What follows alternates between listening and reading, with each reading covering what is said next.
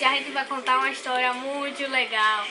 Pronto, aí era uma vez, aí eu disse, ô mãe, compra um cachorro pra mim? Aí ela comprou. Aí comprou o cachorro, né? Aí eu disse assim, teu nome vai ser Caguei. Aí peguei, né?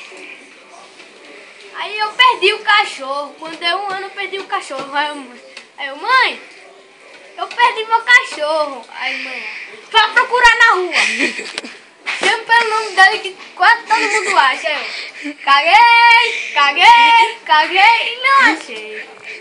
Aí deu um ano, mãe comprou outro cachorro pra mim.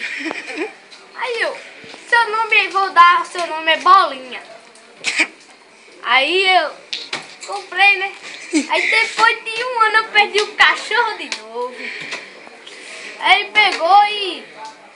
Aí eu, mãe, perdi o cachorro. Ela, vai procurar na rua, grite pelo nome dele que todo mundo vai achar. Aí eu, caguei, bolinha. Aí depois de um ano aí minha mãe comprou um cachorro. Quer dizer, sumiu os dois cachorros, eu fui procurar na rua. Porque se não achar um, acha o outro. Aí minha mãe comprou, né?